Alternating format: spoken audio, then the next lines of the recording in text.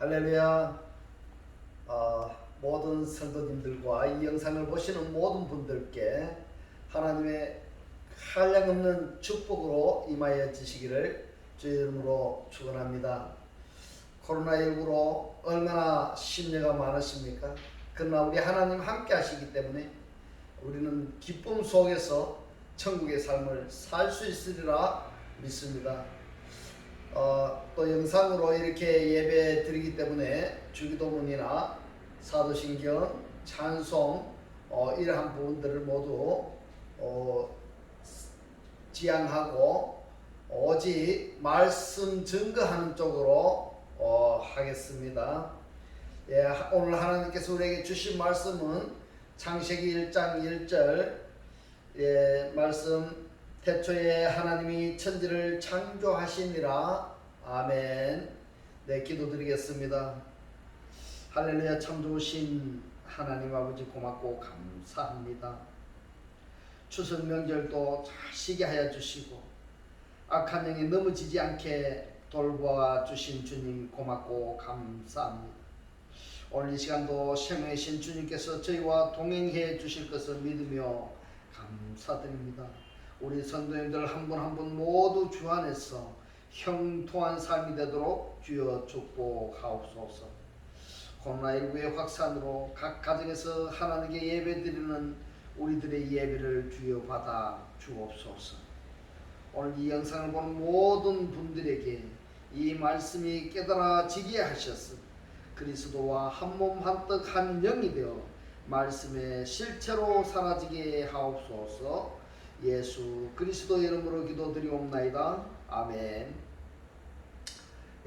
오늘 또 태초란 언제이고 무엇인가 라는 그 세 번째 시간으로 저와 여러분이 함께 은혜 받기를 원합니다.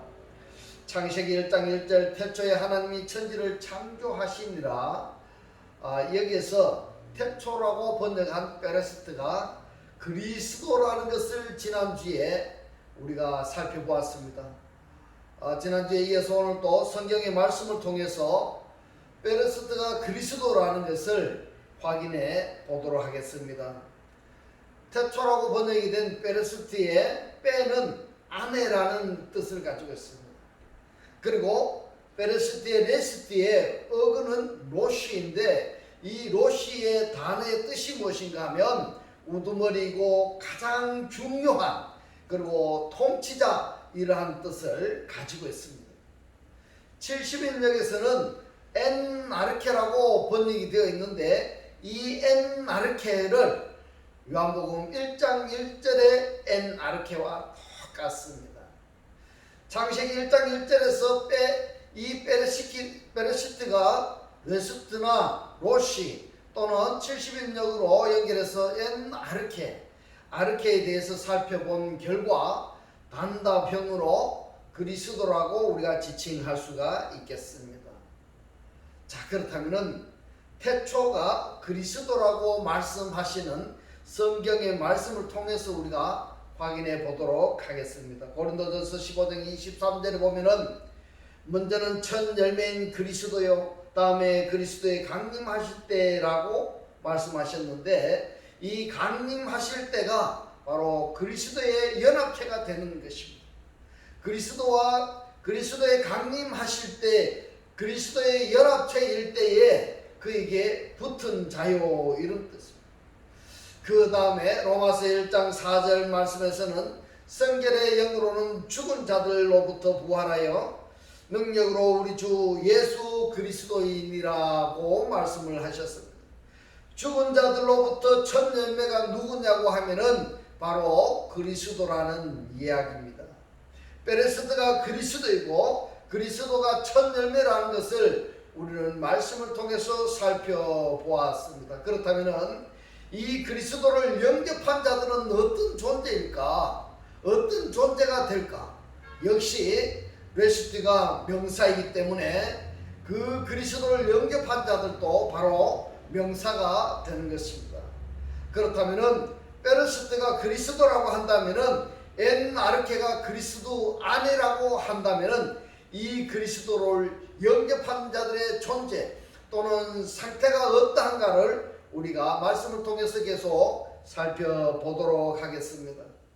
조금 전에 우리가 살펴본 로마서 1장 4절에 이 말씀을 원어로 직역을 하면은 능력으로 하나님의 아들로 확정되셨고 성결의 영으로는 죽은 자로부터 부활로 우리 주 예수 그리스도시니라. 아멘. 이렇게 직역할 수가 있습니다. 자, 여기에서 죽은 자들의 첫 열매가 누구냐 하면은 바로 그리스도인 것입니다.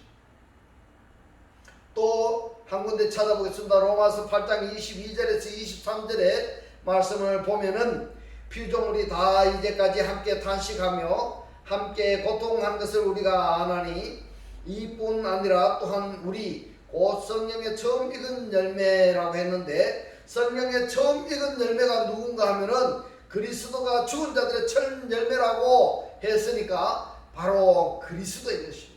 성령의 처음 익은 열매가 바로 그리스도인 것입니다. 그리스도를 받은 우리까지도 속으로 탄식하여 양자 될 것이다 이랬습니다. 양자가 입양자입니다. 양자 될 것, 우리 몸의 구속을 기다리느니라고 이렇게 말씀하셨는데요, 아들로 완벽하게 영접되어진 우리 몸의 구속을 갈망한다, 이 말씀이 되겠습니다. 그 결과가 바로 창세기 1장 1절의 베레시트 상태인 것입니다. 70인력으로 엔아르케 상태인 것입니다. 그렇다면 그리스도를 영접한 사람은 어떻게 될까요? 처음 익은 열매를 받은 우리는 어떤 존재가 될까요? 우리가 그리고 또 어떤 상태일까요? 이 부분들이 굉장히 중요합니다. 그리스도를 영접한 사람이 바로 창세기 1장 1절의 베레세트 상태인 것입니다. 그렇다면 창세기 1장 1절 2절의 상태가 어떤 상태였는가 하면은 바로 창세기 1장 2절의 상태인 것입니다. 창세기 1장 2절에 우리의 구원받지 못한 상태가 그러한 상태로 우리를 살고 있는 그런 상태를 하나님께서 창세기 1장 1절로 만들어 주신 것입니다. 이 말씀이 깨달아지시기를 주님의 이름으로 축원합니다. 창세기 1장 2절에 우리를 창세기 1장 1절이 되게 하신 그 성경이 바로 창세기 1장 3절로부터 계시록까지 쭉 이어지는 것입니다. 이 말씀이 성경인 것입니다. 자, 그런데 이 베레스트를 시간적으로 우리가 받아들인다면 또 이 창세기 1장 2절에서 살펴보겠습니다마는 이 하늘과 땅도 마찬가지인 것입니다. 하늘과 땅을 우리가 어떻게 받아들일 것이냐 중요한 것입니다. 성경의 맨 처음에 기록된 이 베레시트를 그리고 성경의 첫 장의 첫 절을 우리가 잘못 받아들인다면 다시 쉽게 말해서 첫 단추를 잘못 끼게 되면은 어떤 현상이 벌어지는가 하면요, 창세기 1장 2절부터 계시록까지 모든 성경을 잘못 받아들여지게 되는 것입니다. 로마서 8장 23절에서 말씀하십니다. 양자 될 것, 입양자 될 것, 곧 우리 몸의 구속을 기다리느니라고 말씀을 하셨는데, 여기서 기다리느니라 이 말씀은 완벽하게 영접되어진 것으로 말씀을 드릴 수가 있는 것입니다. 완벽하게 영접되어진다면 이 상태가 무엇인가 하면 바로 엔아르케이고 베레스트 상태이고 다르게 표현해서는 엔크리스토 상태이다, 이렇게 말씀을 드릴 수가 있습니다. 그러므로 우리는 성령의 처음 익은 열매와 양자 될 것과 몸의 구속을 다 받았다 하지만 마태복음 6장 9절에 말씀합니다. 시험에 들게 마옵시고 악인으로부터 구원하옵소서, 이렇게 기도하라고 주님이 말씀하십니다. 왜 그럴까요? 왜 그런가 하면은 시험에 빠져들 수 있기 때문인 것입니다. 시험에 빠져들 수 있습니다. 우리들이 엔그리스도 상태이고 또 베레스트 상태이고 또 엔그리스도 상태에 있다 할지라도 있다 할지라도 하나님께서 우리를 시험에 빠져들게 하실 수도 있고 빠져들지 않게 하실 수도 있는데 말입니다. 하나님이요, 나를 시험에 빠져들지 않게 해 주시고 악한 자로부터 나를 건져 주시옵소서, 이렇게 기도하라는 것입니다. 왜냐하면요, 그 상태에서도 파라푸토마 죄를 범할 수가 있는 것입니다. 실족할 수가 있는 것입니다. 타락할 수도 있다 이 말입니다. 그리고 오펠레마타 죄를 지을 수도 있다는 겁니다. 오펠레마타 죄가 무엇입니까? 우리가 예수 그리스도로부터 사랑의 빛을 졌습니다. 우리가 예수 그리스도로부터 나의 죄를 대신해서 예수님께서 십자가에 못 박혀 돌아가시고 그리스도로 부활하신 그 복음의 말씀을 우리는 그 빛을 탕감받지 못한 그들에게 뭘 해야 되는가 하면 전도해야 되는 것입니다. 그들에게 생명의 말씀이 전해져야 되는 것입니다. 그런데 그 빛을 우리가 전하지 못한다면, 그 빛을 탕감받지 못하는 죄가 우리에게 존재할 가능성이 있기 때문에 마태복음 6장 9절에서 시험에 들게 하지 마옵시며 악에서 우리를 구원하소서, 이렇게 기도하라고 말씀하시는 것입니다. 할렐루야. 정말 중요한 부분을 오늘 우리가 알아야 됩니다. 우리들이 창세기 1장 1절에 페르시트 상태이고 엔나르케 상태이고 연장생산으로 엔 그리스도 상태인가 하는 것을 먼저 확인해야 됩니다. 확인해야 됩니다. 내 자신이 그렇게 되어 있는지를 확인해야 됩니다. 이 말씀을 모르면은 소경이 소경의 손을 잡고 가다가 구렁텅이에 빠뜨려지면은 그 구렁텅이에 빠진 나는 어떤 현상이 될까요? 소경의 손을 잡고 간 나는 어떤 현상이 벌어지는가 하면 나만 억울하게 되는 것입니다.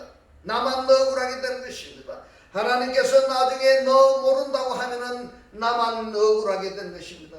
그래서 이 말씀이 깨달아지시기를 주님의 이름으로 축원하는 것입니다. 빌립보서 2장 12절에 말씀합니다. 항상 복종하고 두렵고 떨림으로 너희 구원을 이루라고 말씀을 하고 있습니다. 여기에 아멘이 되셔야 됩니다. 구원을 이루라고 했습니다. 이거의 원어를 가지고 번역을 하면 이렇게 됩니다. 현재 완성하라고 말씀하시는 겁니다. 현재 완성하라. 그러면 무엇을 완성하라는 말씀인지를 우리가 알아야 되는 것입니다. 페르시트 상태가 엔나르케 상태가 텔로스에서 토탈레스까지라는 말씀입니다. 그러면 엔나르케 토탈레스, 이것을 무엇을 이야기하는 것인지를 알아야 됩니다. 성경이 지금 우리에게 무엇을 말씀하시고자 하는지를 알아야 됩니다.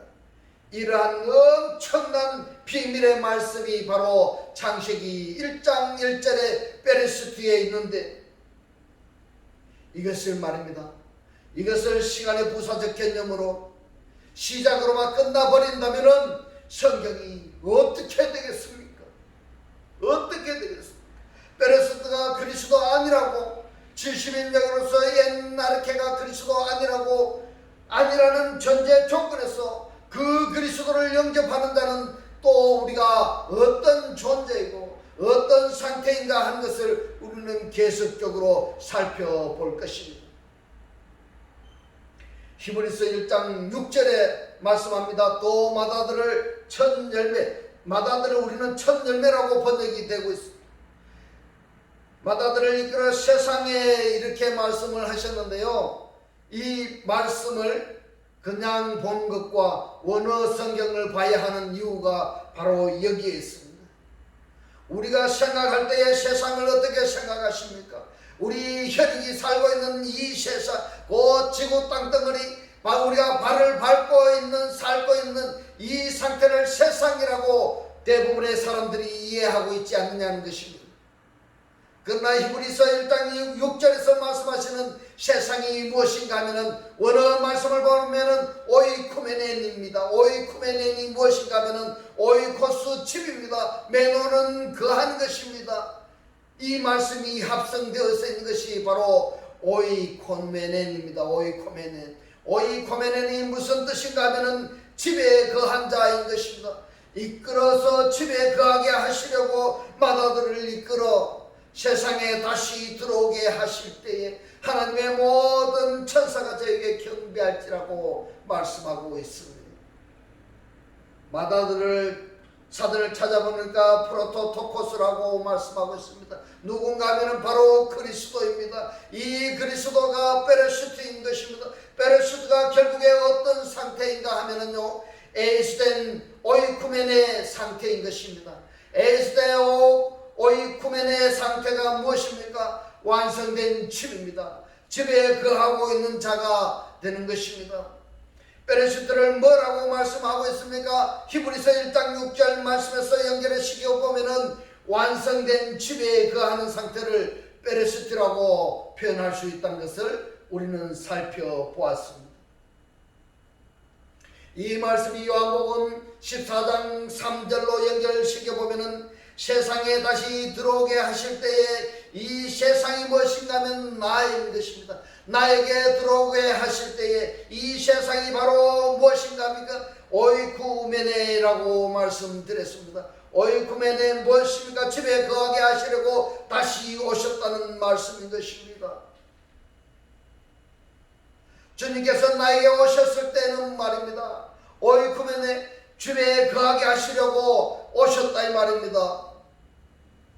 이 말씀을 우리 좀 더 깊이 살펴보겠습니다. 요한복음 14장 1절에서 3절의 말씀을 보면은 너희는 마음에 근심하지 말라 이렇게 말씀하셨습니다. 마음에 근심하지 말라, 이것이 근심하지 말라는 정도가 아니라 너희들의 그 마음이 요동치지 않게 하라 이 말입니다.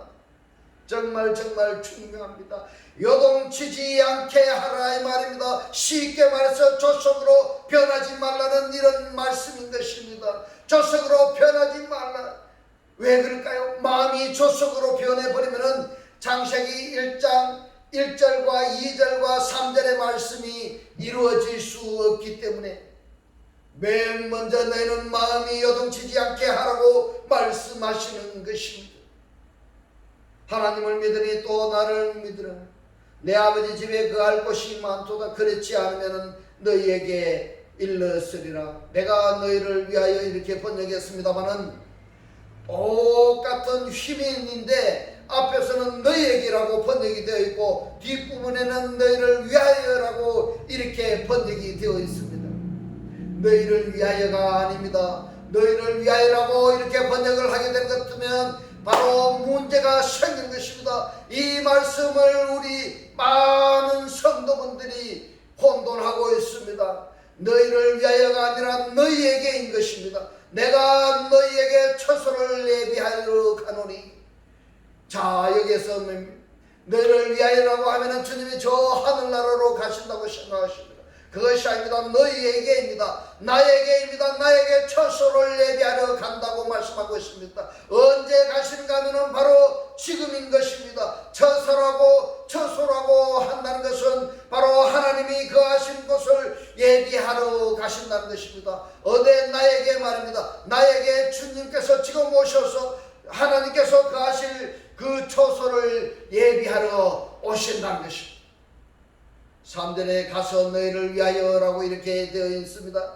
너희를 위하여가 아니라 너에게 처소가 예비되면은, 너에게 처소가 예비되면은 지금 내가 다시 와서 처소가 예비되면은 내가 다시 와서 이렇게 말씀하셨습니다. 언제 오십니까? 엘코마이.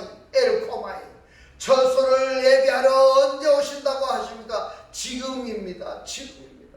처소가 언제 예비됩니까? 지금 간다는 겁니다. 지금 내가 너에게 간다 이 말입니다. 지금 내가 너에게 갈 건데 너의 마음이 요동쳐버리면은 처소가 될까요? 안 될까요? 안 됩니다. 요동치면은 안 됩니다. 요동치면은 주님의 처소가 될 수가 없는 것입니다. 하나님이 거하실 집을 완성할 수가 없다는 것입니다. 다시 와서 말씀하셨는데 언제 왔다고요? 엘코마이. 지금 오셨습니다. 그래 하면은 주님이 스스로 내게 오셨다 할지라도 내가 그 주님을 영접할 준비가 되어 있다면 엘코마이 이루어질까요? 이루어지지 않을까요? 내게 오고자 하시는 그 주님과 내가 영접하고자 하는 그 마음의 일치가 되었을 때 그리스도께서 내 안에 들어오시는 것입니다. 할렐루야. 이 말씀이 깨달아지시기를 주의 이름으로 축원합니다. 내가 내게로 너희를 내게로 말씀하셨는데 내가 누굽니까? 바로 그리스도입니다. 너희를 그리스도로 영접하여 내 있는 곳에 나 있는 곳에 너희도 있게 하리라 이렇게 말씀하셨습니다. 어디입니까? 나 있는 곳에 너희가 있는 곳이라는 것입니다. 그리스도가 있는 곳에 내가 있고 내가 있는 곳에 그리스도가 있다고 말씀을 하고 있는 것입니다. 이 상태가 뭔가 하면요 바로 페레스트 상태인 것입니다. 창세기 1장 1절의 상태인 것입니다. 이 페레스트가 성경 여러 곳에서 말씀하고 계십니다. 요한복음 14장 3절에서 말씀합니다. 다시 오셨고 나 있는 곳에 너희도 있게 하리라. 아멘. 아멘입니다. 언제 말입니까? 지금입니다. 지금 주님과 내가 함께 있다는 것입니다. 이 말씀을 믿으시기 바랍니다. 히브리서 9장 28절에 말씀합니다. 두 번째 나타나시리라 말씀을 하셨는데 두 번째 나타나시리라 무슨 말씀입니까? 두 번째 나타나시리라 이 말씀을 우리는 정말 자정해 봐야 됩니다. 이 말씀을 잘 알아야 됩니다. 그리스도께서 내게 오시지 않았다면 다른 표현으로 내가 그리스도를 영접하지 않았다면 나에게 다시 오시지 않았다면 재림 예수를 기다리고 있는 것입니다. 재림 예수를 기다림으로써 창세기 1장 1절의 태초가 아닌 상태인 것입니다. 페레스트 상태가 아닌 것입니다. 성경의 1장 태초의 이 말씀은 오직 성경의 말씀인 것입니다. 내가 태초가 되어야 됩니다. 내가 페레스트가 되어야 되는 것입니다. 내가 예수 그리스도 안에 있는 상태가 되어야 됩니다. 70인력으로 옛날의 상태가 아닙니다. 재림 예수를 기다리고 있으면 옛날의 상태가 아닌 것입니다. 요한복음 1장 1절에 옛날의 엔호로고스 상태가 아닌 것입니다. 아닌 것입니다. 재림 예수를 기다리고 있다는 것은 이 상태에서 하나님을 믿고 있다는 것은 바로 우상 숭배하는 것입니다. 자기 아버지가 누군지도 모르고 저 길 가는 어떤 아저씨한테다가 아버지라고 따라가면은 그 아저씨가 뭐라고 하는지 아세요? 너 막 갔냐고 아버지를 모르고 아버지를 하면 안 됩니다. 말씀을 모르고 우리가 믿는다고 하면 안 됩니다. 말씀을 우리가 알아야 됩니다. 말씀이 배우고 깨달아져야 되는 것입니다. 그래야 되지. 그러지 아니하면은 우상 숭배가 되는 것입니다. 바로 이 말씀이 깨달아져야 됩니다. 페레스트가 말입니다. 부사가 아니라 시간 부사가 아니라 명사라는 것을 알아야 됩니다. 레시트 상태가 무엇이냐는 것을 알아야 됩니다. 레시트 전제가 무엇이냐는 것을 알아야 됩니다. 이 레시트를 그리스도로 우리가 알았다면 그 그리스도를 영접한 존재는 무엇이며 또 그 상태는 어떠한가를 우리가 알아야 됩니다. 알아야 됩니다. 이러한 것을 다음 주에도 성경 말씀을 찾아서 하나하나 계속적으로 확인해 보도록 하겠습니다. 지금입니다. 지금 이 시간부터 우리는 그리스도를 영접해서 주 안에서 하나님 기뻐하시는 새 하늘과 새 땅들이 다 되시기를 주님의 이름으로 축원합니다. 기도드리겠습니다. 할렐루야. 하늘들 안에 계신 우리 아버지요, 오늘 주님 주신 말씀 그리스도를 영접한 자들의 존재에 대해서 그리스도의 강림하실 때, 그리스도의 연합체일 때 그에게 붙은 자이고 완벽하게 영접되어진 이 상태가 바로 엔아르케이고, 완성된 집에 가는 상태가 바로 페르스트 상태이고 엔 그리스도 상태라고 깨닫게 하신 주님 고맙고 감사합니다. 주님께서 깨닫게 하신 이 말씀대로 그리스도와 한 몸이 되고 한 떡이 되고 한 영이 되게 하셔서 말씀의 실체로 사라지게 하옵소서. 우리들 마음속에 오직 예수 그리스도만을 주인으로 섬기고 모시고 살게 하옵소서. 감사드리며 우리를 구원하신 주 예수 그리스도 이름으로 기도드리옵나이다. 아멘. 축도드리겠습니다. 지금은 우리 주 예수 그리스도의 은혜와 하나님의 극진한 사랑과 성령의 감동 감화 교통하심이 그리스도께 완벽하게 영접되어져서 태초로 살기를 원하는 모든 성도들과 그 가정과 직장과 사업과 자녀들 머리 위에 지금부터 영원토록 함께 있을지어다. 아멘.